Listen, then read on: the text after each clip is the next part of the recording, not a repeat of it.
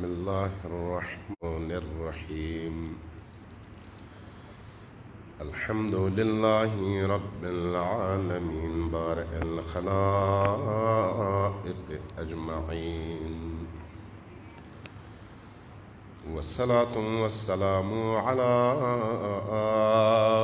جميع الأنبياء والمرسلين سيما من سمي في الآفاق بأحمد وفي الأرض بأبي القاسم محمد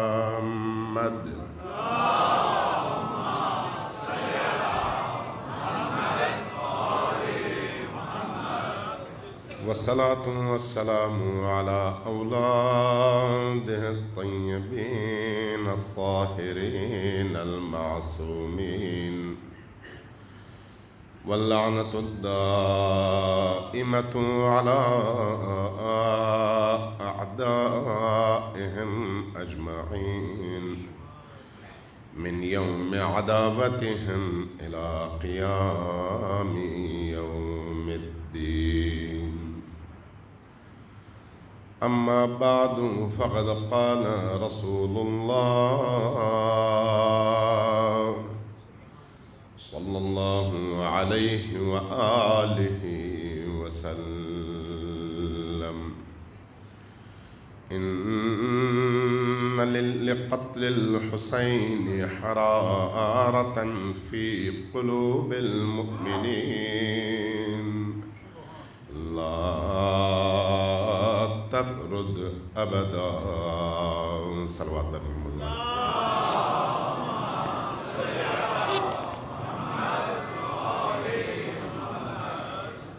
ایک دفعہ پھر اپنی روحوں کو معطر کیجئے، اونچی آواز سے صلوات بھیجئے پر محمد.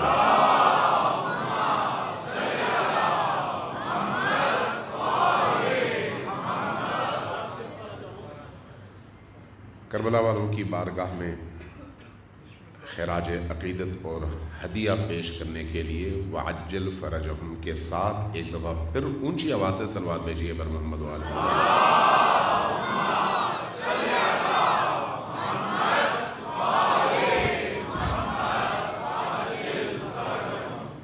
اللہ تبارک و تعالی آپ سب کی اس عظیم عبادت کو اپنی بارگاہ میں شرف قبولیت عطا فرمائے اور ہمیں اس مقدس انسان ساز اور انسانی معاشرے کے اندر حیات اور زندگی کی روح دوڑانے والے مہینے میں خود زندہ بننے، زندہ ہونے اور معاشرے کو زندہ کرنے کی توفیق عطا فرمائے. ایک دفعہ پھر صلوات بھیجئے پر محمد وآلہ.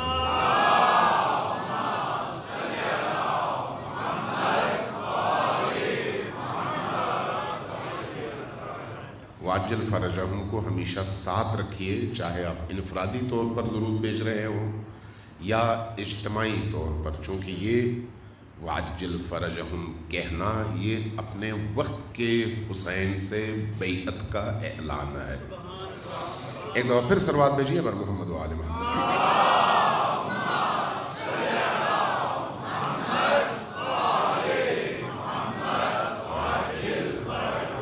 اگر اللہ نے توفیق دی، زندہ رہے، آپ کا ساتھ رہا، تو انشاءاللہ آئندہ آنے والی ان تمام راتوں میں شب عاشور تک ایک ایسے موضوع پر جس میں میرا خیال ہے ہم بہت ساری چیزوں کا احاطہ کر سکتے ہیں، آپ کے سامنے کچھ ٹوٹے پھوٹے الفاظ میں مطالب اور معارف بیان کرنے کی کوشش کروں گا. اور عنوان جو میں نے سوچا ہے وہ ہے بعثت سے ظہور تک. بعثت سے ظہور تک اللہ تبارک و تعالیٰ کی خلقت کے جو مقاصد ہیں ان مقاصد کا احاطہ ہو جاتا ہے. اور کربلا اس بعثت سے ظہور تک کے پورے دورانیے میں وہی حیثیت رکھتی ہے جو پورے بدن میں روح کی حیثیت ہے. تو اس لیے کوشش کروں گا کہ اس کے بعد آنے والی راتوں میں اس موضوع کے حوالے سے کچھ چیزیں آپ کی خدمت میں عرض کر سکوں. لیکن آج چونکہ مقدماتی مجلس ہے، ابھی باقی علاقوں میں ظاہر ہے پہلی رات کی مجلس کل سے شروع ہوگی، تو اس لیے آج خود فلسفی عزاداری سید الشہداء اور امام حسین علیہ السلام سے متعلق جتنی احادیث اور معارف کی باتیں ہم تک ائمہ ہدیٰ سے اور خصوصاً نبی پاک سے پہنچی ہیں، جس کے نتیجے میں ہم عزا مناتے ہیں، ہم غم مناتے ہیں، ہم سیاہ پوش ہوتے ہیں، ہم روتے ہیں، ہم سینے پر ہاتھ مارتے ہیں، ہم ماتم کرتے ہیں، ہم جلوس نکالتے ہیں. اس کے پیچھے جو بنیادی فلسفہ ہے وہ کیا ہے جس پر ائمہ اطہار نے اتنا زور دیا ہے؟ اور دوسری طرف یاد حسین اور ذکر حسین سے متعلق جو فضیلتیں اہل البیت علیہم الصلاۃ نے بیان کی ہیں، وہ فضیلتیں بعض اوقات عقل انسانی کو متحیر کرنے کا باعث ہیں، اور لوگوں کو اتنی آسانی سے یہ بات سمجھ نہیں آتی، اس لیے کہ عقلیں محدود ہیں اور بات بڑی عظیم ہے. تو اس لیے ان موضوعات پر اشارتاً کچھ چیزیں آپ کی خدمت میں کوشش کروں گا کہ آج کی رات عرض ہو جائیں. ایک دفعہ پھر سلوات بھیجیے پر محمد و آل محمد.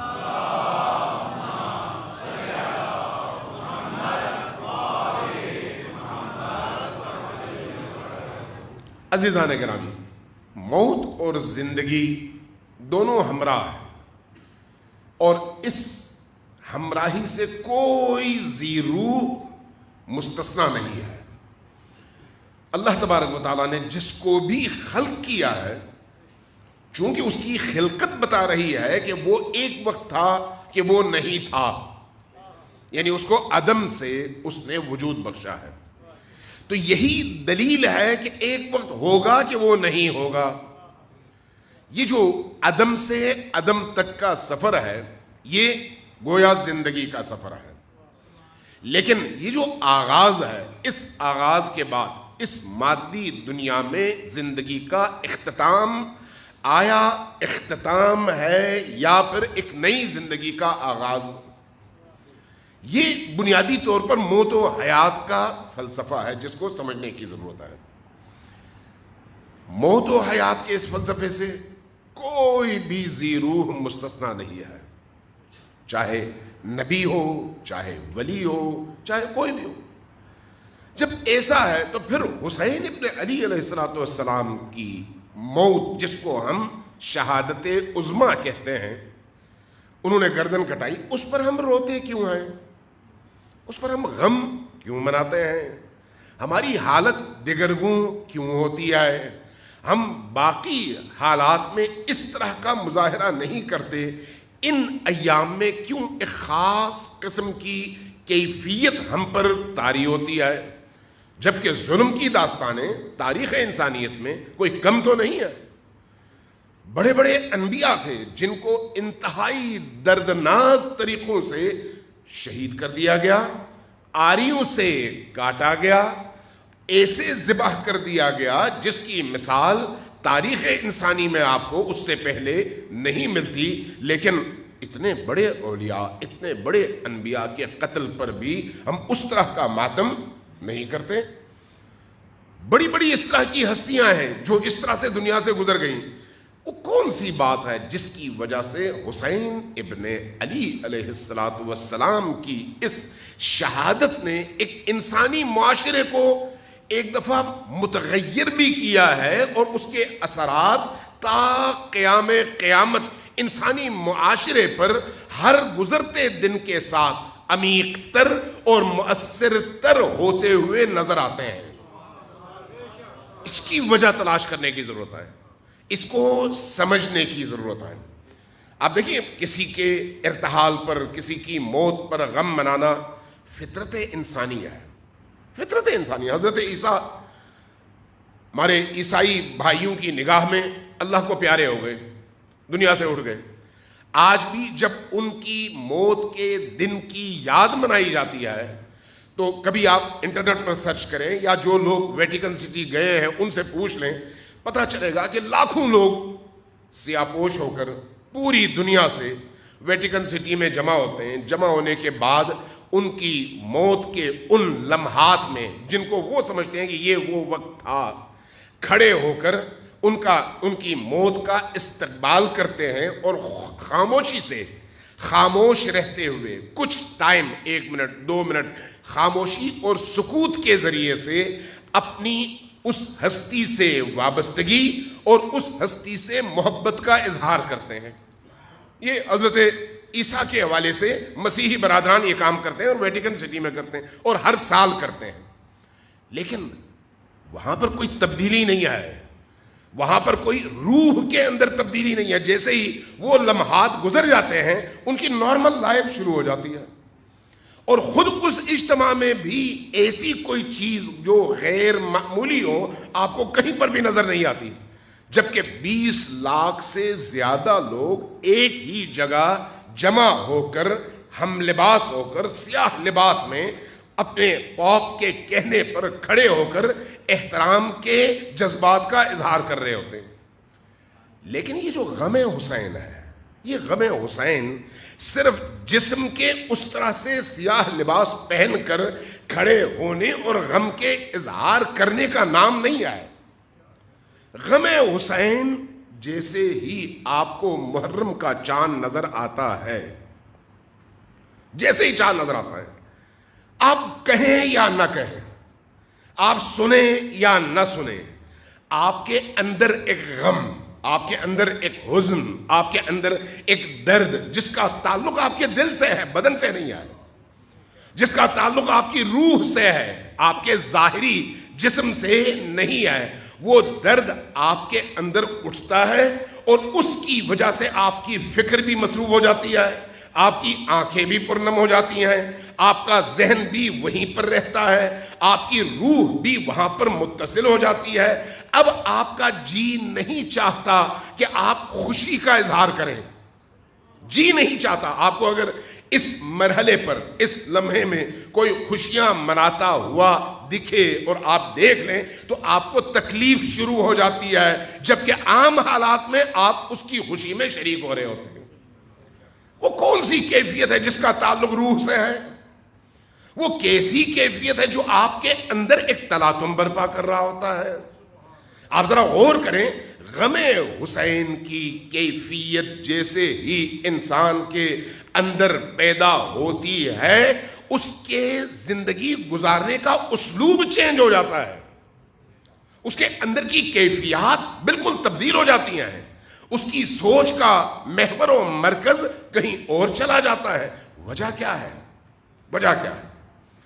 اور پھر جب ہم نبی کریم صلی اللہ علیہ وآلہ وسلم کے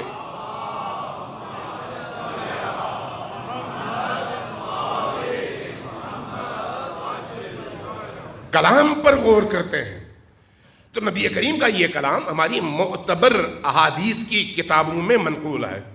فرمایا ان لقتل الحسین حرارتا فی قلوب المؤمنین لا تبرد ابدا۔ اس جملے اور اس حدیث کا ایک ایک حصہ اور ایک ایک لفظ آپ کو جھنجھوڑتا ہے۔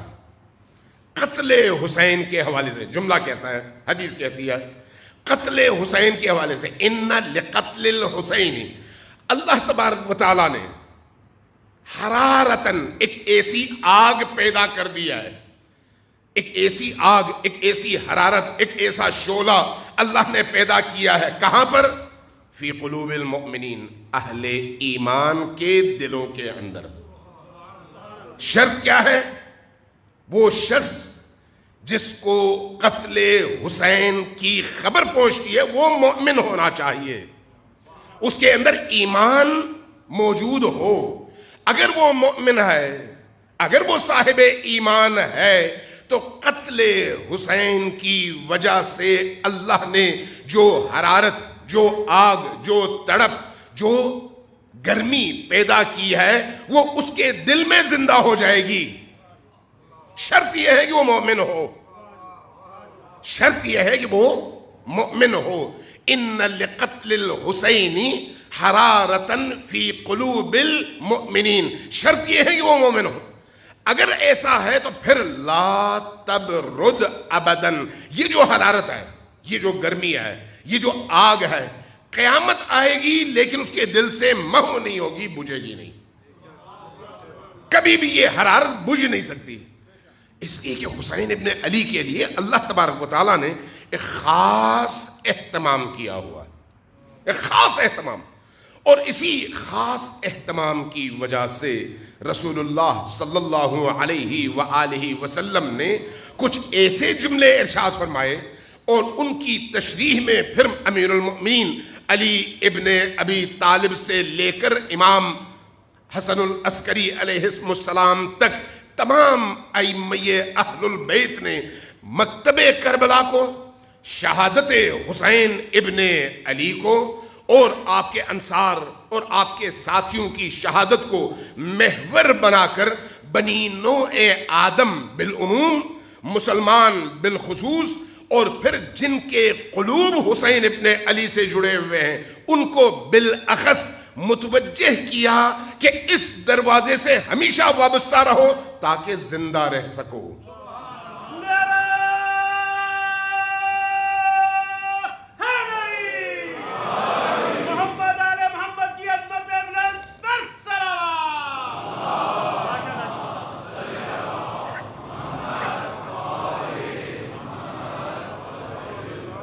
زندگی اور موت کی کچھ علامتیں ہوتی ہیں. ایک مردہ بدن کو آپ اگر سوئی چبو لیں تو اس میں حرکت پیدا نہیں ہوتی، لیکن زندہ انسان سویا ہوا ہو اس کو سوئی چبوئیں تو وہ فوراً چیخ کر اٹھ کھڑا ہو جاتا ہے. یہ بدن کے زندہ ہونے کی علامت ہے. لیکن ہر بدن اگر زندہ ہے تو ضروری نہیں ہے کہ اس کے اندر موجود روح بھی زندہ ہو. روح کی زندگی کے معیارات اور ہیں، بدن کی زندگی کے معیارات اور ہیں. ان معیارات کو الگ الگ کر کے دیکھنے کی بھی ضرورت ہے اور سمجھنے کی بھی ضرورت ہے. اگر ایک انسان بدنی حوالے سے زندہ ہے تو اس کو سونا چاہیے، جاگنا چاہیے، کھانا چاہیے، پینا چاہیے، روٹین کی زندگی کا حصہ بننا چاہیے. لیکن روح کی زندگی کیا ہے؟ روح ان چیزوں کے حوالے سے حساس ہو جن چیزوں کے حوالے سے خالق چاہتا ہے کہ آپ ریئیکشن دکھائیں. آپ کی روح کے ریئیکشن کا محور اللہ کی رضا اور عدم رضا ہے. آپ کے بدن کے ریئیکشن کا محور و مرکز آپ کی بدن کی ضروریات ہیں. لہذا بدن کی ضروریات کا تعلق آپ کی حیوانی زندگی سے ہے اور روح کی ضروریات کا تعلق آپ کی انسانی زندگی سے ہے. لہذا ہو سکتا ہے کہ ہم میں سے بہت سارے لوگ زندہ ہوں لیکن انسانی زندگی نہیں، حیوانی زندگی میں زندہ ہوں. ہمارے معاشرے میں ایسے لوگوں کی کوئی کمی نہیں ہے، زندہ ہیں لیکن حیوانی زندگی. اور حیوانی زندگی میں آپ کے ارد گرد چاہے کچھ بھی ہو جائے آپ کو کوئی فرق نہیں پڑتا. آپ محفوظ ہو، آپ کا کھانا محفوظ ہو، آپ کے بچے محفوظ ہو، آپ کا گھر محفوظ ہو، کوئی حرج نہیں ہے، باقی ساری دنیا بھاڑ میں جائے. لیکن وہ جو انسانی زندگی ہے اس انسانی زندگی میں ایسا ہرگز نہیں ہے. اس انسانی زندگی میں اس طرح کے اس کے اثرات ہیں کہ اقبال نے کہا تھا نا کہ اخوت اس کو کہتے ہیں چبے کانٹا جو کابل میں تو ہندوستان کا ہر پیر و جوان بے تاب ہو جائے. یہ جو رشتہ ہے جس کو آپ ویلیوز کا رشتہ کہتے ہیں، جس کو آپ اقدار کا رشتہ کہتے ہیں، جس کو آپ ارزشوں کا رشتہ کہتے ہیں، جس کو آپ روح کا رشتہ کہتے ہیں، ان رشتوں کا تعلق الہی زندگی سے ہے، حیوانی زندگی سے نہیں ہے. لہذا یہ جو الہی زندگی ہے اس الہی زندگی کی طرف دعوت کے لیے قرآن کریم نے ایک بڑا عجیب جملہ ارشاد فرمایا. قرآن نے کیا کہا؟ یا ایھا الذین آمنوا استجیبوا للہ. اے وہ لوگ جو ایمان لائے، جنہوں نے کہا لا الہ الا اللہ محمد رسول اللہ، جس چیز کی اللہ کے رسول نے تمہیں دعوت دی ہے اس کو قبول کرو. استجیبوا للہ لما یحییکم، جو چیز تمہیں زندہ کرتی ہے. تو وہ کیا خطاب مردوں سے تھا؟ نہیں، مردوں سے خطاب نہیں تھا، زندہ انسانوں سے خطاب تھا. لیکن وہ جو زندہ انسان تھے وہ تھے جن کی روحیں زندہ نہیں تھیں، جن کی یہ زندگی مادی تھی، جسمانی تھی، لیکن وہ جو اقدار کی زندگی ہے، ویلیوز کی زندگی ہے، وہ والی نہیں تھی. اس لیے جب اللہ قرآن کریم میں دعوت دیتا ہے کہ میرے رسول کی دعوت پر لبیک کہو، چونکہ یہ دعوت تمہیں زندہ کرے گی، تو یہ جسمانی زندگی نہیں ہے، روح کی زندگی ہے. روح کی بھی وہ والی زندگی جس کا تعلق آپ کے جسمانی اور مادی زندگی سے نہیں ہے، بلکہ الہی اور ملکوتی زندگی سے ہے. حسین ابن علی علیہ السلام کو اپنے دل میں بسانے کے لیے جس زندگی کی ضرورت ہے وہ زندگی مادی اور بدنی زندگی نہیں ہے، وہ زندگی وہ ہے جس میں آپ کی روح زندہ ہو. لہذا جس کی روح زندہ ہے وہ حسین سے وابستہ ہے. جس کی زندگی انسانی ہے اس کی زندگی کا محور و مرکز حسین ہے. جس کی زندگی ملکوتی ہے اس کی زندگی کا عشق حسین سے ہے. جس کی زندگی آسمانی ہے، وحیانی ہے، نورانی ہے، اس نورانی، وحیانی، آسمانی اور ملکوتی زندگی کا مرکز و محور حسین ابن علی ہے.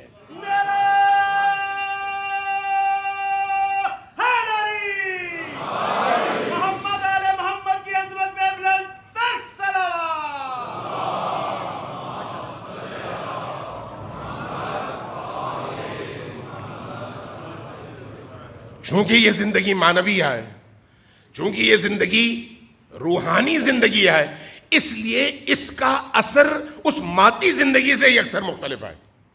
لہٰذا یہ یاد رکھیے کہ جب ہم کہتے ہیں حسین ابن علی سے اپنے عشق کا اظہار کرو تاکہ اوپر کی طرف جا سکو، پرواز کر سکو، یہ جو پرواز ہے اس کے لیے جو پر چاہیے اس پر کا نام مودت علی و آل علی اور مودت حسین ہے. اگر یہ پر نہ ہو تو انسان اوپر کی طرف جا ہی نہیں سکتا.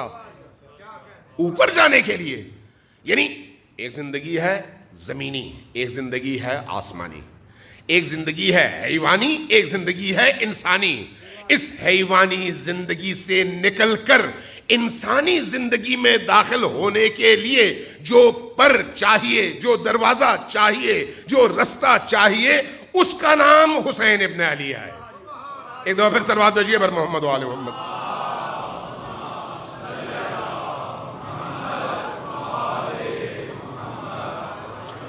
یہی وجہ ہے کہ جب آپ نبی کریم سے لے کر آخری امام اہل البیت تک ان کی احادیث دیکھتے ہیں تو یہ احادیث ہمیں کیا بتاتی ہیں؟ حسین سے جڑے رہو، حسین سے جڑے رہو. اب میں ایک اہل سنت امام کی ایک حدیث نقل کرتا ہوں آپ کی خدمت میں. امام احمد ابن حنبل، امام احمد ابن حنبل خود اہل سنت فقہا میں 4 فقہ کے ائمہ میں سے ایک امام ہیں، اور ان کے پیروکار آج بھی سعودی عرب میں، امارات میں، باقی دنیا میں موجود ہیں اور بہت بڑی تعداد میں موجود ہیں. پاکستان کے اندر بالعموم احناف ہیں، امام ابو حنیفہ کے پیروکار، نہ یہاں پر حنبلی ہیں، نہ شافعی ہیں، نہ مالکی ہیں. لیکن باقی عرب دنیا میں مالکی بھی ہیں، شافعی بھی ہیں، حنبلی بھی ہیں. عرب دنیا میں حنبلیوں کی کوئی کمی نہیں ہے. اب ان کی کتاب ہے فضائل صحابہ، جس سے عام طور پر ہمارے اہل سنت بھائی اصحاب یعنی صحابہ رسول کی فضیلتیں اخذ کرتے ہیں اور بیان کرتے ہیں. وہیں پر جب امام حسین علیہ السلام کا تذکرہ ہوا تو امام احمد ابن حنبل نے ایک حدیث نقل کی. اس حدیث کا آج میں آپ کو صرف مفہوم بتاتا ہوں، اس سے آپ کو اندازہ ہو جانا چاہیے کہ جب تشیع کے پیروکار علماء یہ اہل البیت سے، اہل البیت کی فضیلتوں کے حوالے سے روایات نقل کرتے ہیں تو یہ روایات ان روایات اور احادیث کے ساتھ جب جڑتی ہیں تو ہم دیکھتے ہیں دونوں میں کوئی تضاد نہیں ہے، ایک دوسرے کی تقویت کا باعث ہے، ایک دوسرے کی تائید اور تصدیق کا باعث ہے. لہذا جب ہم اہل البیت کا تذکرہ کرتے ہیں تو اہل البیت کا تذکرہ کرنے کا مطلب صحابہ کرام کی نفی نہیں ہے. توجہ ہے آپ کی میں کیا کہہ رہا ہوں؟ اہل البیت کے تذکرے کا مطلب صحابہ کی نفی نہیں ہے. اس لیے اگر فرض کریں کہیں پر کوئی شخص صحابہ کا تذکرہ کرتا ہے تو کوئی شیعہ اٹھ کر اس کے مقابلے میں اہل البیت کا تذکرہ نہیں کرتا. اہل البیت کا اپنا مقام ہے، صحابہ کا اپنا مقام ہے. یہ یاد رکھیے، یہ یاد رکھیے. جہاں کوئی شخص ان کا تقابل شروع کر دے تو وہاں پر سمجھیں کہ کوئی نہ کوئی بیماری موجود ہے. چونکہ چاند اور سورج کا، ستاروں اور سورج کا کوئی تقابل نہیں ہوتا. سورج کی روشنی اس کی اپنی ہے اور ستاروں کی روشنی سورج سے مستعار لی گئی ہے. ستارے جب آپ کہتے ہیں تو وہ صحابہ ہیں، جب آپ سورج کہتے ہیں تو محمد و آل محمد ہیں. اس لیے محمد و آل محمد کی فضیلتیں مستعار لی گئی نہیں ہیں، اللہ کی طرف سے ان کی خلقت میں وہ فضیلتیں شامل کی گئی ہیں.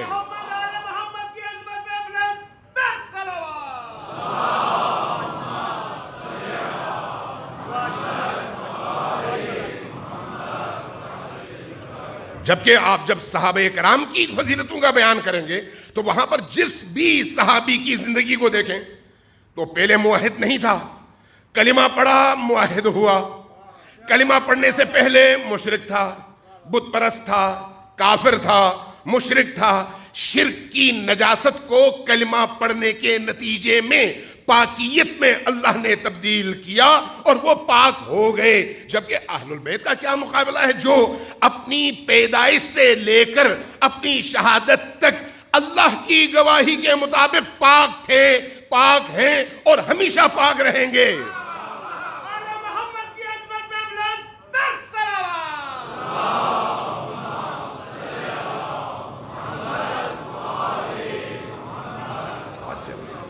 اسے کبھی بھی مقابلہ نہ کروائیں. مقابلہ برابر کی چیزوں کے درمیان ہوتا ہے.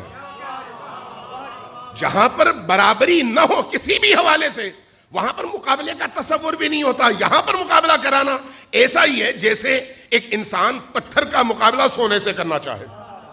نہیں ہو سکتا. دو الگ الگ جنس، دو الگ الگ مخلوقات، دو الگ الگ حیثیتیں، آپس میں کوئی جوڑ تو ہونا چاہیے تاکہ ہم مقابلہ کر سکیں. دوسری بات جو انتہائی اہم ہے وہ یہ ہے کہ جب آپ اہل البیت کا تذکرہ کرتے ہیں تو اہل البیت وہ ہیں جن کی محبت آپ کے ایمان کا حصہ ہے اگر آپ کلمہ گو مسلمان ہیں.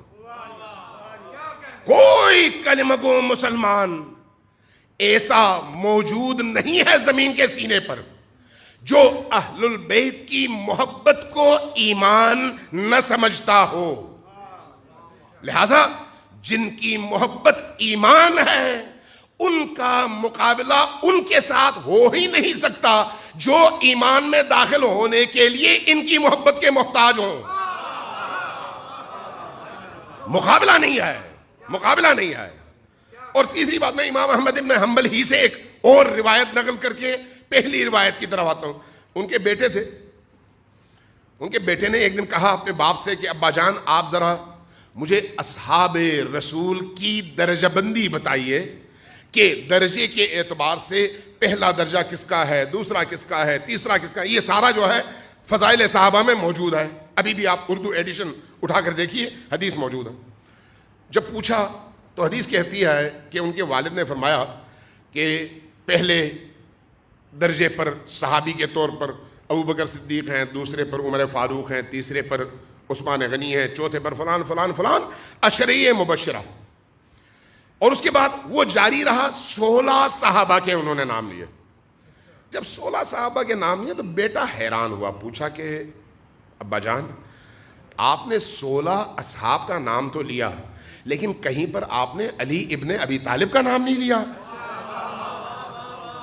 جب کہا کہ آپ نے علی ابن ابی طالب کا نام نہیں لیا، یہ کوئی شیعہ عالم نہیں ہے، شیعہ محدث نہیں ہے، شیعہ مورخ نہیں ہے، یہ اہل سنت کا ایک امام ہے، فقہی امام بھی اور حدیث کا امام بھی. انہوں نے پلٹ کر پوچھا بیٹا تم نے مجھ سے سوال کیا کیا تھا؟ کہا میں نے آپ سے پوچھا تھا صحابہ کی درجہ بندی فرمائیں. تو کہا تم نے صحابہ کا پوچھا تھا اہل البیت کا نہیں.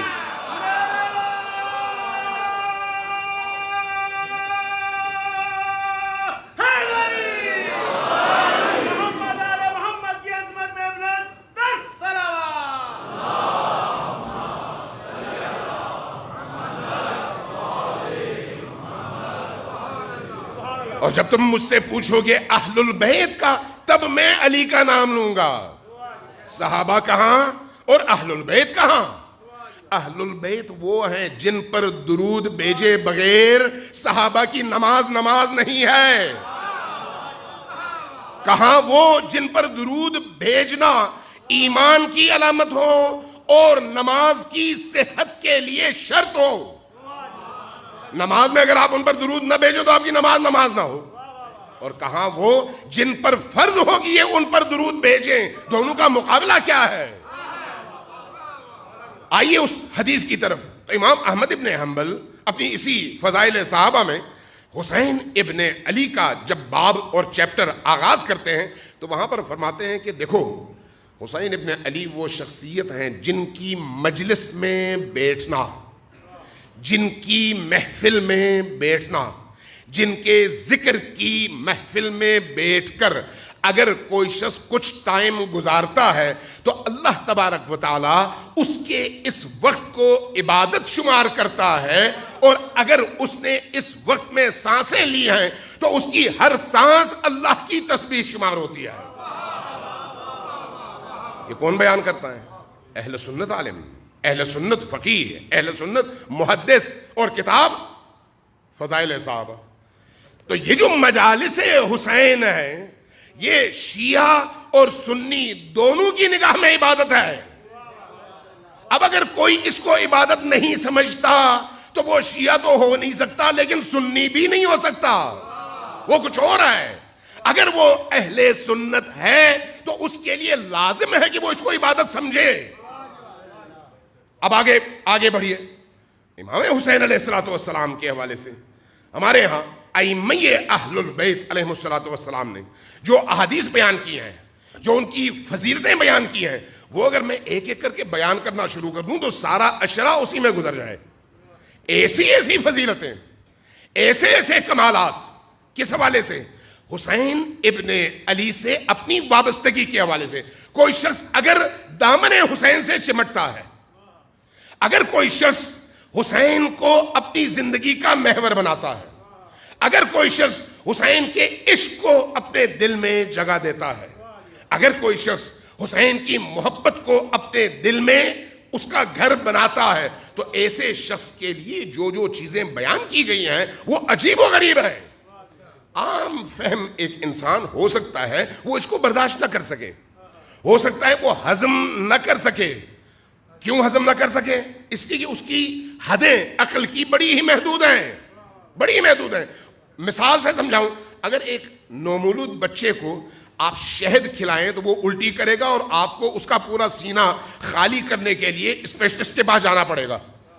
شہد بھی شفا ہے، دوا ہے، کائنات کی بہترین غذا ہے. وہ بچہ بھی پاک و پاکیزہ ہے، لیکن اس کا معدہ، اس کا وجود اس شہد کے بھاری پن کو چاہے قطرہ ہی کیوں نہ ہو قبول نہیں کر سکتا، اس لیے کہ اس کا ظرف چھوٹا ہے، ابھی اس میں وہ کیفیت پیدا نہیں ہوئی. اسی طرح سے ہمارے معاشرے کے اندر جو بسنے والے لوگ ہیں جن کی عقلیں کامل ہوتی چلی جاتی ہیں، ان معارف کے ادراک میں ان میں وسعت آتی چلی جاتی ہے، جن کی عقلیں محدود سے محدود تر ہوتی ہیں، ان کو جب ایسی بات سنائی جائے تو ان سے یہ باتیں ہضم نہیں ہوتی. اس لیے ائمہ خدا علیہم السلام جب کلام کرتے تھے تو کلام سامنے والے فرد کی عقل کی سطح کو دیکھ کر کرتے تھے، دیکھ کر. اس لیے امام صادق علیہ السلام کا جملہ ہے، فرمایا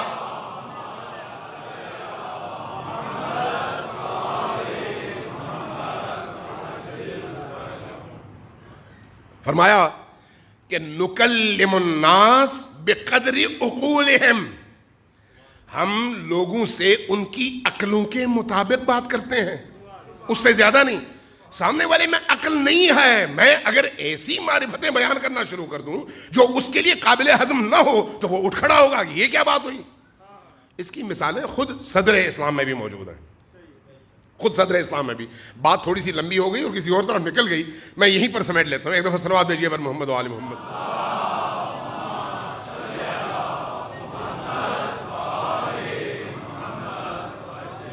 رسول اللہ کے دو صحابی ہیں، دونوں ہی بڑے گراں قدر صحابی ہیں۔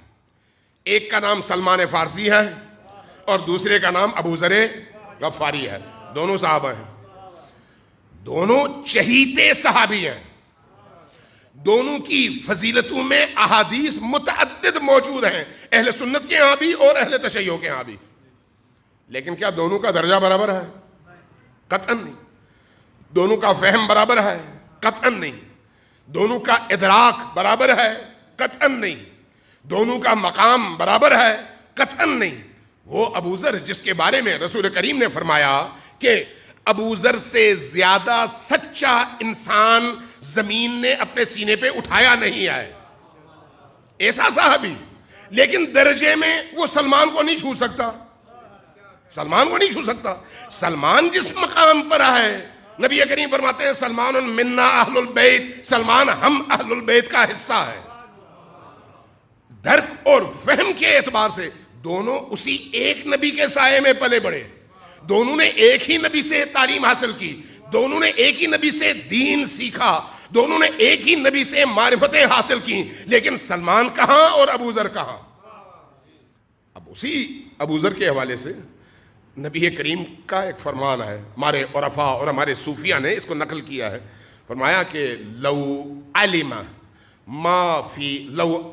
ابو ذر ما فی قلب سلمان لقتلہ، اگر ابو ذر کو پتہ چل جائے کہ سلمان کے دل میں آل محمد کے حوالے سے کیا ہے تو یہ برداشت نہیں کر سکے گا اور اس کو مار دے گا۔ کیا مطلب ہے اس کا؟ وہ مقام اور طرح کا مقام ہے، اس مقام تک پہنچنے کے لیے ادراک بھی اور طرح کا چاہیے، ظرف بھی اور طرح کا چاہیے، برتن بھی اتنا ہی وسیع چاہیے۔ سلمان میں ہے، ابو ذر میں نہیں ہے، باوجود اس کے کہ ابو ذر پاکیزہ ترین اور سچے ترین صحابی ہے۔ یہی ابو ذر امیر المومنین معاشرے میں موجود ہیں۔ امیر المومنین سے زیادہ تو کوئی حجت خدا نہیں ہے نا، امیر المومنین سے زیادہ تو کوئی عامر بالمعروف اور ناہی عن المنکر نہیں ہے، امیر المومنین سے زیادہ کوئی دین کی روح سے آشنا نہیں ہے، لیکن امیر المومنین خاموش ہیں اور ابو ذر جگہ جگہ لاٹھی لے کر اٹھتے ہیں اور ظلم کرنے والوں، ذخیرہ اندوزی کرنے والوں اور معاشرے میں کرپشن کرنے والوں کے خلاف لب بھی کھولتے ہیں، لاٹھی بھی اٹھاتے ہیں۔ علی نہیں اٹھاتے لیکن وہ اٹھاتے ہیں، کیوں؟ وہ برداشت نہیں کر پاتے، جو ارد گرد کے ظلم اور کرپشن کی صورتحال ہے اس کو برداشت نہیں کر پاتے۔ یہی وجہ ہے کہ بار بار ان کو مدینہ سے مختلف جگہوں میں، مختلف شہروں میں شہر بدر کیا جاتا ہے۔ ظرف کی بات ہے، برتن کی بات ہے، اس لیے اہل البیت علیہ السلام کو سمجھنے کے لیے بھی ظرف چاہیے۔ جتنا آپ کا بڑا ظرف ہے، جتنا آپ کا بڑا برتن ہے، چاہے اس کائنات کی وسعت کے برابر ہو جائے، تب بھی آپ ان کی فضیلتوں میں سے اتنا ہی سمجھیں گے جتنی آپ کے برتن میں گنجائش ہے۔ آپ ان کو اس طرح جس طرح وہ ہیں کبھی نہیں سمجھ سکتے، نہ میں سمجھ سکتا ہوں نہ آپ، چونکہ ہم بشر ہیں، ہم انسان ہیں، ہم اللہ کی ایک ادنا مخلوق ہیں، ہمارا ظرف اسی حوالے سے کم ہے، کسی کا چھوٹا کسی کا بڑا، لیکن جو بڑا ہے وہ بھی ان عظمتوں کے مقابلے میں بہت چھوٹا ہے۔ یہی وجہ ہے کہ امام جعفر صادق علیہ السلام نے ایک جملہ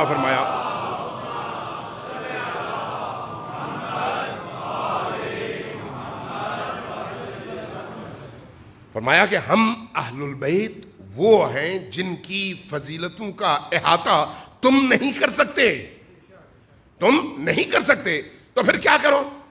کہا ہمیں اللہ کا عبد، اللہ کا بندہ سمجھو۔ اللہ کا بندہ اور اللہ کا عبد سمجھنے کے بعد اللہ کی مخلوق سمجھنے کے بعد، چونکہ یہ حد ہے مخلوق اور خالق کے درمیان، یہ ریڈ لائن ہے خالق اور مخلوق کے درمیان، رازق اور مرزوق کے درمیان، یہ جو ریڈ لائن ہے خلقت کی، اس کو کراس نہ کرنا. یہ جو خالقیت اور مخلوقیت کے درمیان ریڈ لائن ہے، اس کو کراس نہیں کرنا. خالق وہ ہے، مخلوق ہم ہیں. اب ہمیں مخلوق سمجھنے کے بعد، عبد سمجھنے کے بعد، تم چاہے جتنی بھی فضیلتیں ہمارے بارے میں بیان کرو، وہ تمہارے ذہن کی مخلوق ہے، ہم اس سے بالاتر ہیں. اس لیے ہمیں اپنے ظرف کے مطابق ان کو سمجھنے کی ضرورت ہے، لیکن اگر کسی اور کو سمجھ نہیں آتی تو پھر ہمیں تکلیف بھی نہیں ہونی چاہیے. ٹھیک ہے، جتنا اس کا ظرف ہے اتنا انہیں سمجھا، جتنا اس کا ظرف چھوٹا ہے اتنا وہ کم سمجھے گا، جتنا اس کا ظرف بڑا ہے اتنا وہ زیادہ سمجھے گا. صلوات بھیجیے بر محمد و آل محمد.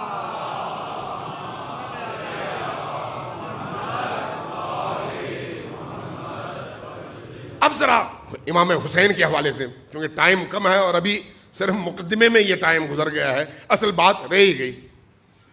امام حسین علیہ السلام کے حوالے سے احادیث کیا کہتی ہیں؟ امام حسین علیہ السلام سے ہماری جو محبت اور عشق کا رشتہ ہے، اس کے مختلف پہلو ہیں.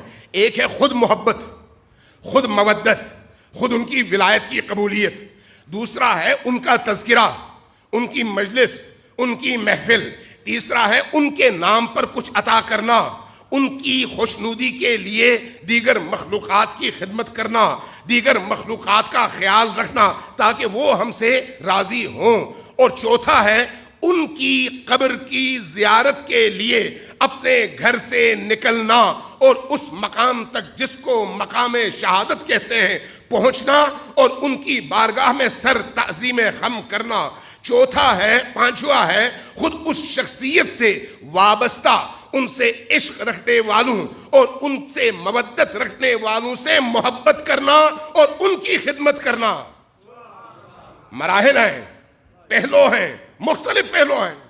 ایک شخص کربلا نہیں جا سکتا، لیکن اپنے گھر میں، اپنے شہر میں، اپنے گاؤں میں، اپنی مسجد میں ذکر حسین کر سکتا ہے یا نہیں؟ اگر کر سکتا ہے تو پھر یہی ذکر حسین اس کے لیے کربلا ہے.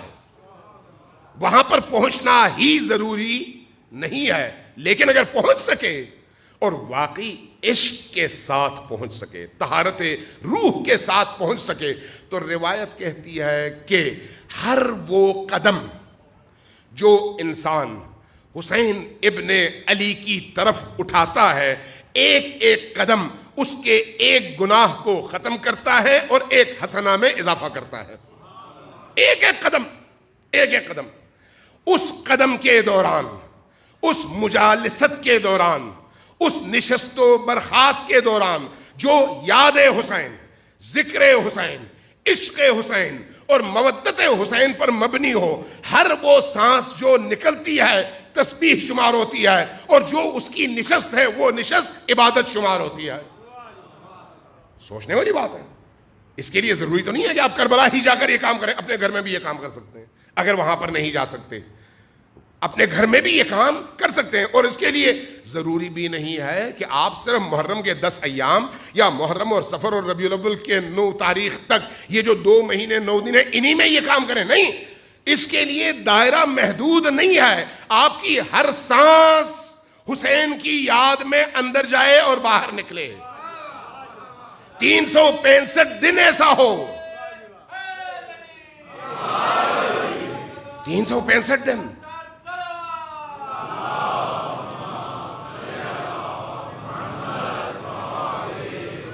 تین 365 دن اور راتیں. اگر ہمارے پاس اتنا وسیع وقت ہے، ہمارا کھانا حسین کے لیے، ہمارا پینا حسین کے لیے، ہمارا چلنا حسین کے عشق میں، ہمارا رکنا حسین کے عشق میں، ہمارا کسی دوست سے ملنا حسین کی محبت میں، ہمارا کسی دشمن کو ترچھی نگاہوں سے دیکھنا حسین کے لیے، ہمارا کسی مظلوم کی مدد کرنا حسین کے لیے، ہمارا کسی ظالم کو للکارنا حسین کے لیے، ہمارا کسی یتیم کی سرپرستی کرنا حسین کے لیے، ہمارا کسی بیوہ کے سر پر ہاتھ رکھ کر اس کے گھر خرچہ پہنچانا حسین کے لیے. کون سا کام ایسا ہے جو حسین کے لیے ہو اور آپ کا وہ کام حسین کی بارگاہ میں قبول نہ ہو؟ صرف ارادے کی ضرورت ہے، صرف نیت کی ضرورت ہے، صرف اپنے اندر صداقت پیدا کرنے کی ضرورت ہے. اس لیے اس حوالے سے ان تمام پہلوؤں پر بڑی طویل گفتگو ہو سکتی ہے، بڑے پہلو اس کے بیان کیے جا سکتے ہیں. صرف زیارت کے حوالے سے ایک بات عرض کروں. امام صادق علیہ السلام سے جب کسی نے پوچھا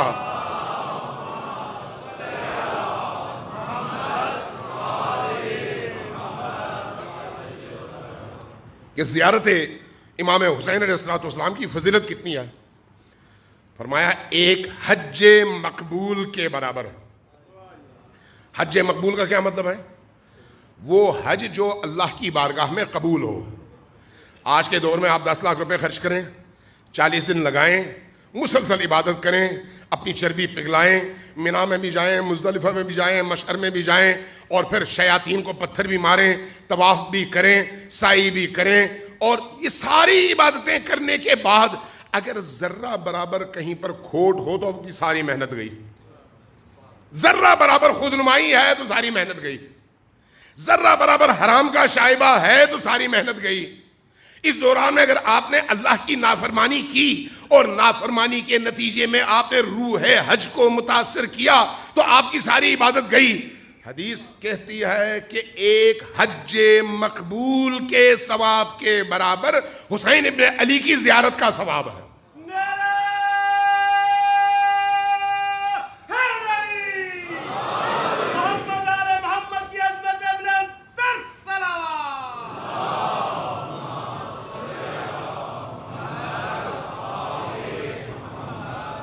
سائل نے یہی سوچا جو عام طور پر ایک انسان، ایک مسلمان سوچ سکتا ہے کہ ایک حج مقبول اور ایک زیارت حسین برابر ہے.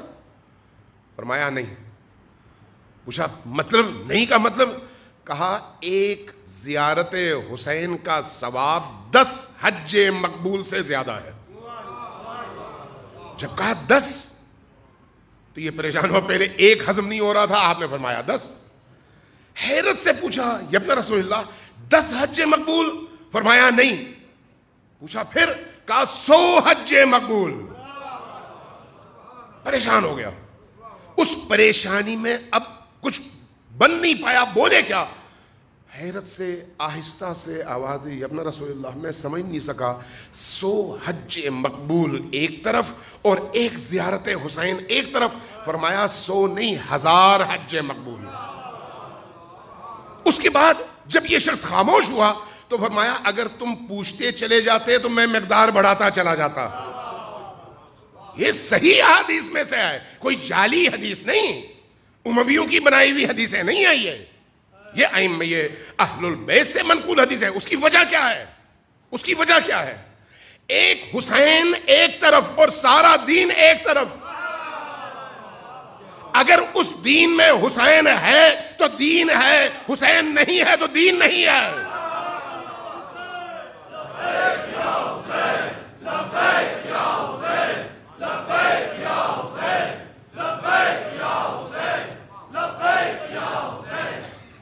یہ جو میں نے آپ سے عرض کیا کہ ایک حسین ایک طرف اور سارا دین ایک طرف، ہو سکتا ہے بعض لوگوں کے لیے یہ بھی قابل ہضم نہ ہو، لیکن اس پر آئندہ راتوں میں میں قرآن ہی سے ایک نہیں کئی شواہد پیش کر دوں گا. چونکہ ابھی ٹائم کم ہے، میں اس پر پھر تفصیل میں نہیں جا سکتا، لیکن یاد رکھیے گا، مجھے یاد رہے تو میں اس حوالے سے انشاءاللہ تعالیٰ کچھ نہ کچھ آپ کی خدمت میں عرض کروں گا. صلوات بھیجیے بر محمد و آل محمد.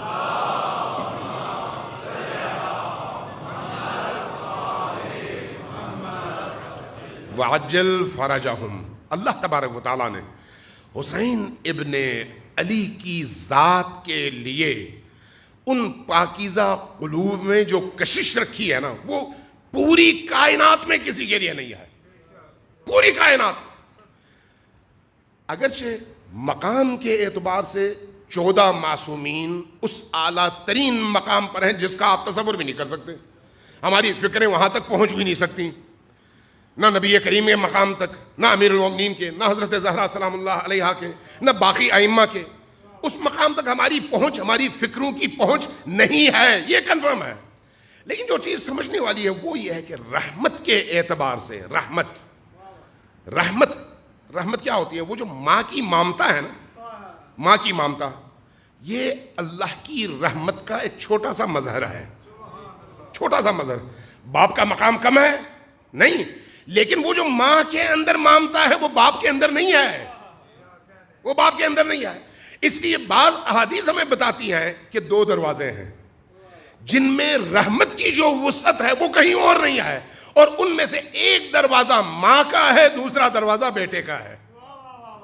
ایک دروازہ حضرت فاطمہ الزہرا کا ہے اور دوسرا دروازہ حسین ابن علی کا ہے. ان 2 دروازوں کی رحمت اتنی وسیع ہے کہ نجس ترین لوگ بھی، گناہگار ترین لوگ بھی، آلودہ ترین لوگ بھی اگر پشیمان ہو کر سدباب کر کے ان دروازوں پر آئیں تو یہ اللہ کی رحمت کے پیک کا وہ دروازہ ہے کہ جہاں پر آنے کے بعد کوئی شخص خالی ہاتھ لوٹتا نہیں ہے. محمد علی محمد کی عظمت میں بلند تر صلوات.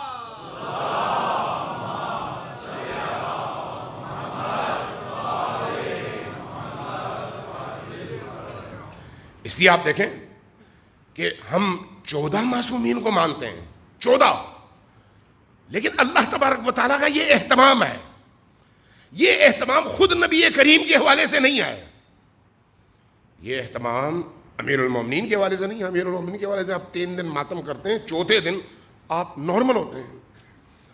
یہ اہتمام کسی اور امام کے حوالے سے نہیں ہے، لیکن امام حسین علیہ السلام کے حوالے سے یہ کیسا اہتمام ہے کہ جیسے ہی چاند نظر آتا ہے پورے عالم میں انسان کا مزاج بھی بدل جاتا ہے اور کائنات کی باقی مخلوقات کا مزاج بھی بدل جاتا ہے. یہ میں آپ کو ظاہری باتیں نہیں بتا رہا، ذرا توجہ. میں ایک نقطہ یہاں پر عرض کروں، شاید میری یہ بات آپ کے دلوں تک پہنچ جائے. آپ نے علامہ محمد حسین طباطبائی کا نام سنا ہوگا. بہت بڑے فقیہ، بہت بڑے فلسفی اور بہت بڑے مفسر قرآن. جو پڑھے لکھے لوگ ہیں ان کو اندازہ ہے کچھ نہ کچھ. آپ کی جو تفسیر قرآن ہے 20 جلدوں میں ہے، عربی میں ہے، فارسی میں ہے، انگلش میں اس کا ترجمہ ابھی کمپلیٹ نہیں ہوا لیکن ہو رہا ہے، اردو میں بھی اس کا ترجمہ آ رہا ہے، کافی ساری جلدوں کا ترجمہ ہو چکا ہے. استاد آیت اللہ شہید مطہری نے علامہ طباطبائی کی اس تفسیر کی عظمت کو بیان کرتے ہوئے، خود وہ کتنے بڑے آدمی ہیں آپ اندازہ لگا لیں، خود استاد شہید آیت اللہ مطہری کتنے بڑے آدمی ہیں، انہوں نے اپنے استاد علامہ طباطبائی کی اس تفسیر کی عظمت کو بیان کرتے ہوئے، وہ مبالغہ گو آدمی نہیں ہے، بہت بڑے عاقل اور عقل رکھنے والے اور فلسفی آدمی ہیں. جو لوگ فلسفی ہوتے ہیں وہ جذباتی نہیں ہوتے، یہ یاد رکھیں، چونکہ فلسفے کا تعلق عقل سے ہے اور عقل جب تک غالب نہ ہو آدمی فلسفے میں آگے بڑھ ہی نہیں سکتا. وہ فرماتے ہیں کہ استاد علامہ محمد حسین طباطبائی کی یہ جو تفسیر المیزان ہے اتنی بلند ہے کہ 100 سال بعد آنے والی نسل کو پتہ چلے گا کہ یہ کیسی تفسیر ہے. اس سے آپ اندازہ لگا لیں کہ شخصیت کتنی بڑی ہے، فرد وہ انسان کتنا بڑا ہے. اس بڑے انسان کی زندگی کا ایک پہلو صرف دیکھ لیں کہ ان کی آنکھ کا آپریشن تھا. ڈاکٹر نے کہا کہ ہمیں آپ کو بے ہوش کرنا پڑے گا، تو فرمایا کہ نہیں، میں بے ہوش نہیں ہونا چاہتا، مجھے ہوش میں رکھو اور آپریشن کرو. کہا نہیں، اس کا درد اتنا شدید ہے کہ آپ برداشت نہیں کر سکتے. کہا کہ میں برداشت کر لوں گا. کہا کیوں آپ اصرار کر رہے ہیں؟ فرمایا کہ میں جانتے بوجھتے ایک لمحے کے لیے بھی اللہ کی بارگاہ سے خود کو غافل کرنے کے لیے تیار نہیں ہوں، اس لیے میں خود ارادتاً یہ کام نہیں کروں گا. ان کی آنکھ کا آپریشن ہوا لیکن وہ زندہ رہے، بیدار رہے، بے ہوش ہوئے بغیر کروایا. آپ اس سے اندازہ لگا سکتے ہیں کہ شخصیت کتنی بڑی ہے. ہمارے فقہ کے اور اصول کے ایک استاد تھے، استاد بجدانی، انہوں نے اپنا چشمدید واقعہ بیان کیا. فرماتے ہیں کہ عاشور کا دن تھا، میں قم میں حرم حضرت معصومہ سلام اللہ علیہا میں حاضر ہوا اور جا کے زیارت پڑھی. دل بھرا ہوا تھا چونکہ عاشور کے دن ظاہر ہے انسان کی کیفیت ہی اور ہوتی ہے. کہتے ہیں وہاں سے میں نکلا حرم کے مشرقی دروازے کی طرف، جہاں سے ایک صحن شروع ہوتا ہے مسجد امام حسن عسکری کی طرف. اور وہاں پر درمیان میں ایک بازار ہے، اور اس بازار کے اندر چاروں طرف بازار ہے، دکانیں ہیں، اور اندر ایک قبرستان ہے جس کو شیخان کہتے ہیں. وہاں پر بڑے بڑے فقہا اور بڑے بڑے علماء دفن ہیں، بڑے بڑے عرفاء دفن ہیں. تو کہتے ہیں میں وہاں پر چلا گیا، چونکہ بڑی بڑی شخصیات وہاں پر دفن ہیں، ذرا بیٹھ کر زیارت عاشورہ پڑھ لوں، زیارت کر لوں، دعا کر لوں. جب میں وہاں پر گیا تو میں نے دیکھا ایک کونے میں علامہ طباطبائی تشریف فرما ہیں، ان کے سر پر عمامہ نہیں ہے اور پاؤں میں جوتے نہیں ہیں، زمین پر بیٹھے ہوئے ہیں اور کچھ پڑھ رہے ہیں اور رو رہے ہیں. میں خاموشی سے جا کر ان کے پیٹھ پیچھے بیٹھ گیا. کہتے میں بیٹھا رہا. جب انہوں نے اپنی عبادت ختم کر لی تو اٹھتے اٹھتے میری طرف دیکھا، میں چونکہ ان کا شاگرد تھا، میری طرف دیکھا اور پھر فرمایا کہ جانتے ہو آج کیسا دن ہے؟ عاشور کا دن. فرمایا جانتے ہو آج کیسا دن ہے؟ کہتے ہیں میں نے عرض کیا کہ نہیں استاد میں نہیں جانتا. جانتے تو ہیں عاشور ہے، لیکن ظاہر ہے وہ یہ تو نہیں پوچھ رہے کہ آج عاشور ہے، 9 محرم ہے، 11 محرم، وہ یہ تو نہیں جاننا چاہتے، وہ یہ تو نہیں پوچھنا چاہتے. وہ عالم معنی کی بات پوچھنا چاہتے ہیں کہ یہ دن کیسا دن ہے. میں نے کہا نہیں، آپ کچھ بیان فرمائیے. وہ زمانہ پرانا تھا، زمین پر ابھی سیمیٹڈ جگہ نہیں تھی، سنگریزے تھے، قبروں پر مٹی تھی. نیچے سے انہوں نے یوں کر کے مٹی اور کنکریوں کا ایک مجموعہ اٹھایا، میرے سامنے یوں رکھا اور ہتھیلی کھولی. میں نے دیکھا ان کے ہاتھ میں خون تھا. زمین سے انہوں نے مٹی اٹھائی ہے، سنگریزے اٹھائے ہیں، لیکن جب انہوں نے ہاتھ میں اٹھایا تو میں نے دیکھا ان کے ہاتھ میں خون ہے. میں رو پڑا. میں نے کہا یہ کیا ہے؟ فرمایا کہ یہ اس عالم کا باطن ہے. آج عاشور ہے اور اس عاشور میں کائنات کا ذرہ ذرہ خون کے آنسو اس لیے رو رہا ہے کہ حسین خون میں لتھڑے ہوئے ہیں. آپ سمجھ سکتے ہیں کہ حسین ابن علی کی معنویت کیسی معنویت ہے. اس معنویت کو سمجھنے کے لیے یہاں پر تھوڑی سی نورانیت کی ضرورت ہے.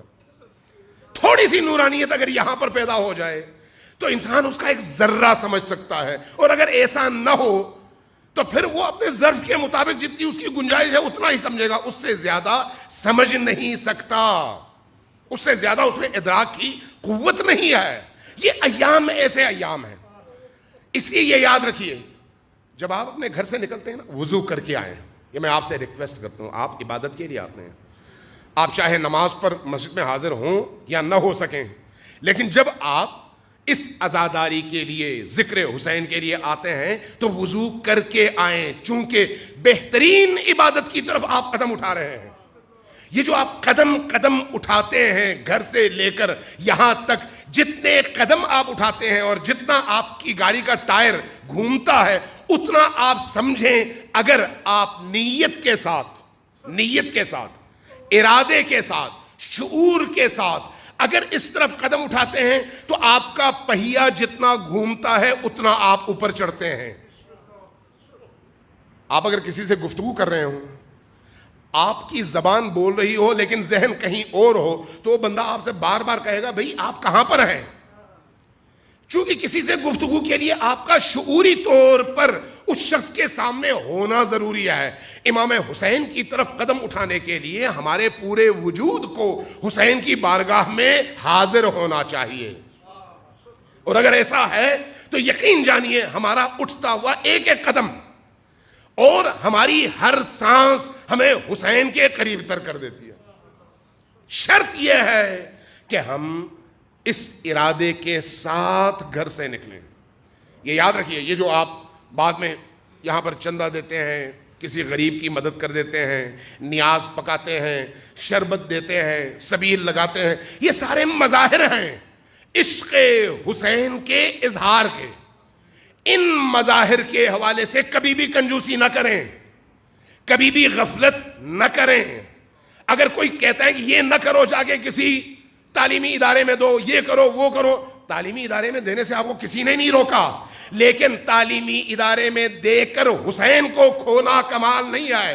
حسین کو اپنے ہاتھوں میں رکھیں، تعلیمی اداروں میں بھی جائیں، بیمار کی مدد بھی کریں، لیکن اس جسمانی بیمار کی نسبت یہ جو روح کی بیماری ہے اس کو دور کرنے کے لیے حسین کے شیلٹر میں رہیں، اس سے باہر نہ نکلیں۔ اس لیے جب آپ یہ تبرک دیتے ہیں، جب آپ نیاز دیتے ہیں، جب آپ کسی پیاسے کو پانی پلاتے ہیں، جب خود پانی پیتے ہیں، آپ جب گلاس اٹھا کر پیتے ہیں، حسین کی یاد میں پئیں، صلوات اللہ علی الحسین کہہ کر پئیں، آپ کا یہ پیا ہوا پانی ایک ایک جرعہ اور ایک ایک گھونٹ نور بن کر آپ کے وجود کو نورانی کر دیتا ہے۔ میں اسی پر اپنی گفتگو ختم کرتا ہوں کہ استاد کوثری بہت بڑے خطیب تھے قم کے، اور عالم بھی تھے، خطیب بھی تھے، لیکن ان کی خطابت کا جو پہلو ہے وہ ان کی علمیت پر بہت زیادہ بھاری تھا۔ امام خمینی کی محفلوں میں وہ اکثر جا کے پڑھا کرتے تھے۔ ایک دفعہ میں نے وہاں پر ان کو براہ راست سنا تھا ان کی محفل میں، جب امام خمینی خود بھی تشریف فرما تھے، باقی فقہا بھی موجود تھے، تو ان کو بلایا گیا، انہوں نے پڑھا، اور جب وہ پڑھتے تھے تو در و دیوار گویا لرزنے لگتے تھے، ایسی کیفیت ہو جاتی تھی۔ انہوں نے اپنی زندگی کا یہ واقعہ نقل کیا، مجھے جہاں موقع ملتا ہے میں ضرور بیان کرتا ہوں تاکہ ہمارے اندر کی اس معنویت میں اضافہ ہو اس مہینے کے استقبال کے حوالے سے، چونکہ آج استقبالی مجلس ہے، اس لیے ہمیں اس بات کی طرف توجہ دینی چاہیے کہ حسین ابن علی کی یاد کو زندہ رکھنے کے لیے اگر صرف آپ ایک اینٹ یہاں سے اٹھا کر یہاں پر رکھتے ہیں تو اس کے پیچھے بھی اللہ کی طرف سے نازل ہونے والی نعمتیں ہیں، اور یہ توفیق ہے، بغیر توفیق کے یہ کام نہیں ہو سکتا۔ شرط یہ ہے کہ آپ کے دل میں حسین کا شعور ہو، حسین کا ادراک ہو، حسین ابن علی کا ادراک ہو۔ وہ فرماتے ہیں عاشور کا دن تھا، صبح میں نہایا دھویا، چونکہ غسل کیا، زیارت عاشورہ پڑھی، گھر سے نکلا، کسی گھر سے نکل کے جب گلی میں آیا تو ایران میں ایک اچھی رسم ہے بچوں کے حوالے سے کہ جن جن گلیوں میں آپ جاتے ہیں تو دیکھتے ہیں گلیوں میں مختلف جگہوں میں 6-6 8-8 بچوں کی ٹولیاں ہیں، انہوں نے چند اینٹیں یا پتھر رکھے ہوئے ہیں اور دیوار پر ایک سیاہ پرچم لگایا ہوا ہے، اور بیٹھ کر وہ وہاں پر ایک چائے کی کیتلی رکھ دیتے ہیں، چائے بناتے ہیں، ادھر ایک جگ میں شربت بنا کے رکھتے ہیں، گزرنے والوں کو چائے پلاتے ہیں، شربت پلاتے ہیں، گویا نیاز حسین کا اہتمام کرتے ہیں۔ کون؟ 7 سال 8 سال 9 سال کے چھوٹے چھوٹے بچے۔ اب اگر کسی کے دل میں آیا کچھ پیسے دے دیے، انہوں نے اسی پیسے سے دوبارہ اہتمام کیا۔ یہ گویا شعوری طور پر بچپنے سے ان بچوں کی تربیت کا اور ان کو حسینی تربیت سے آشنا کرنے کا ایک راستہ ہے، اور خوبصورت ترین راستہ ہے۔ کہتے ہیں میں آیا تو کچھ بچوں نے مجھے دیکھا، دیکھنے کے بعد فوراً میری طرف لپک کر آئے اور کہا کہ آج آپ ہماری امام بارگاہ میں چند جملے امام حسین کے حوالے سے بیان کر دیں۔ کہتے ہیں میں پریشان ہو گیا، میں اتنی بڑی شخصیت جن کو سننے کے لیے لاکھوں لوگ جمع ہوتے ہیں، ہزاروں لوگ جمع ہوتے ہیں، بڑے اجتماعات ہوتے ہیں، اب ان 4 بچوں کے درمیان میں کیا کہوں تو کیا پڑھوں؟ میں نے بڑا اصرار کیا کہ مجھے چھوڑ دو، میں لیٹ ہو رہا ہوں۔ ان بچوں نے مجھے چھوڑا نہیں۔ جب چھوڑا نہیں تو میں ان کے اصرار کو دیکھ کے اندر سے شرمندہ ہوا، اور میں نے کہا چلو ٹھیک ہے میں چند جملے پڑھ دیتا ہوں۔ ایک اینٹ کے اوپر بیٹھ گیا، اسی اینٹوں کے اس حصار میں ایک اینٹ کے اوپر بیٹھ کر میں نے 4 جملے صرف زیارت عاشورہ کے پڑھے۔ آپ اگر حسین کا ذکر کرنا چاہیں نا تو کربلا کے تمام شہداء کا ذکر کرنے سے ہی ذکر نہیں ہوتا، اگر آپ 2 جملے کہیں سامنے والے کا دل لرز اٹھے، آنکھیں برس پڑیں، بہت ہے، ایک قطرہ آنسو بہت ہے، ایک قطرہ آنسو۔ کہتے ہیں میں نے 4 جملے پڑھے۔ وہ جملے کیا تھے؟ السلام علی الحسین وعلی علی ابن الحسین وعلی اولاد الحسین وعلی اصحاب الحسین۔ یہ 4 جملے میں نے پڑھے۔ میں نے یہ 4 جملے پڑھے، میں نے بچوں کو دیکھا بلک بلک کر رونے لگے ہیں۔ کچھ دیر گزری، اب میں اٹھا تو بچے فوراً اٹھے، کہا کہ آپ کا بہت بہت شکریہ کہ آپ نے ہماری مجلس میں رونق بخشی مجلس کو۔ پھر کہا آپ ذرا رکیں، ہم نے چائے بنائی ہے، یہ چائے پی کر جائیں۔ اب میں سوچنے لگا میں لیٹ ہو جاؤں گا، لیکن ان بچوں کا اصرار دیکھا، ان کی پاکیزگی دیکھی تو مجبوراً بیٹھ گیا۔ انہوں نے پلاسٹک کے کپ میں مجھے وہ چائے دی۔ وہ چائے جب میں نے اٹھائی تو وہ چائے کیا تھی؟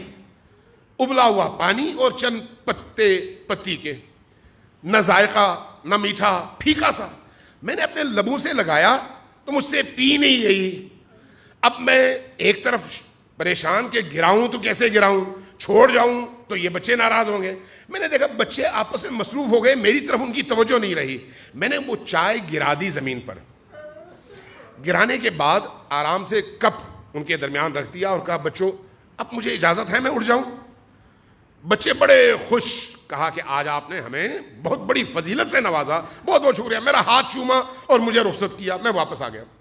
کہتے ہیں میں حرم میں گیا, بڑی مجلس تھی, دیگر جگہوں میں گیا, جلوسوں میں مجلسیں پڑھی, رات تک مختلف مجلسیں پڑھنے کے بعد تھک ہار کر گھر آیا, نہایا دھویا, کپڑے پہنے اور زیارت عاشورہ پڑھی. پڑھنے کے بعد لیٹ گیا سونے کے لیے. کہتے ہیں کہ جب میں سو گیا تو اچانک میں نے دیکھا آواز آئی بی بی تشریف لا رہی ہیں. میری آنکھ کھلی, میں نے دیکھا بی بی تشریف لائی ہیں. میں نے سلام کیا, چونکہ سید تھے, محرم تھے. کہنے لگے میں نے بی بی کو سلام کیا, اماں سلام علیکم. انہوں نے جواب دیا. میں نے پوچھا کہ اماں آپ؟ فرمایا کہ ہاں میں تم سے کچھ کہنے آئی ہوں. میں نے پوچھا فرمائیے. کہا کہ آج تمہاری جتنی بھی مجلسیں تھیں ان میں سے کوئی مجلس قبول نہیں ہے. جیسے ہی انہوں نے یہ فرمایا میں تڑپ اٹھا. میں نے کہا بی بی میں نے اتنی بڑی بڑی مجلسیں پڑھی, بڑے بڑے اجتماعات میں گیا, کوئی قبول نہیں ہے. فرمایا ہاں وہ جو تم نے 4 بچوں میں پڑھی تھی وہ قبول ہے. ان کی بارگاہ میں شرط یہ نہیں ہے کہ ہزاروں کا اجتماع ہو, ان کی بارگاہ میں آپ کا دل شرط ہے کہ دل کیسا ہے, نیت کیسی ہے. لاکھوں کا اجتماع ہو, کروڑوں آپ خرچ کر دیں, لیکن دل ان کی طرف متوجہ نہ ہو بلکہ اپنی طرف متوجہ ہو تو اس کا کوئی فائدہ نہیں ہے. فرمایا کہ وہ جو 4 بچوں میں تم نے پڑھی تھی وہ قبول ہوئی ہے ہماری بارگاہ میں. کہتے میں نے سجدے شکر کیا کہ کوئی ایک تو قبول ہوئی ہے. پھر جب میں اٹھا تو بی بی نے فرمایا یہ بتاؤ کہ تم نے وہ جو چائے تھی وہ گرائی کیوں تھی؟ میں نے پوچھا بی بی کیا وجہ ہے آپ پوچھ رہی ہیں؟ فرمایا کیا تمہیں نہیں معلوم کہ وہ چائے ہم نے اپنے ہاتھوں سے بنائی تھی؟ افسانہ نہیں ہے. اگر آپ اپنے اخلاص کے ساتھ ایک شربت کا گھونٹ پلا دیتے ہیں کسی عزادار کو تو یہ آپ نہیں کر رہے, پیچھے وہ ہیں, پیچھے وہ ہیں. اللہ تبارک و تعالی بی بی دو عالم کے قلب مبارک کو ہم سب سے راضی فرمائے. ہمیں حقیقی معنوں میں عزاداری سید الشہداء کی توفیق اور سعادت نصیب فرمائے. جو کچھ ہم کہتے ہیں, سنتے ہیں, دیکھتے ہیں اس پر عمل کرنے کی توفیق عطا فرمائے. ہمیں حقیقی معنوں میں حسینی بن کر جینے کی اور حسینی بن کر مرنے کی توفیق عطا فرمائے. ہمیں قیام حسین کے اس بنیادی ہدف اور فلسفے کو سمجھنے کی توفیق عطا فرمائے, اور اس عزاداری سید الشہداء کو ہماری بیداری, ہماری دشمن شناسی اور وقت کے فرعونوں اور یزیدوں کے مقابلے میں حسینی مقام پر کھڑے ہونے کا ذریعہ قرار دے. اور آج کی دنیا میں حسین ابن علی کو ہمارا شفیع مونس ہمدم قرار دے کر انہی کے سائے میں جینے کی اور انہی کے سائے میں مرنے کی توفیق عطا فرمائے. اور جب ہم مرنے لگیں تو قبر کی تاریکیوں میں حسین ابن علی کو ہماری شفاعت اور ہمیں ان کی شفاعت نصیب فرمائے. ربنا تقبل منا انك انت السميع العليم برحمتك يا ارحم الراحمين وصلی اللہ علی محمد وآلہ الطاہرین. 3 بار اونچی آواز سے صلوات بھیجیے. وعجل فرجہم کے ساتھ بر محمد و آل محمد صلوات.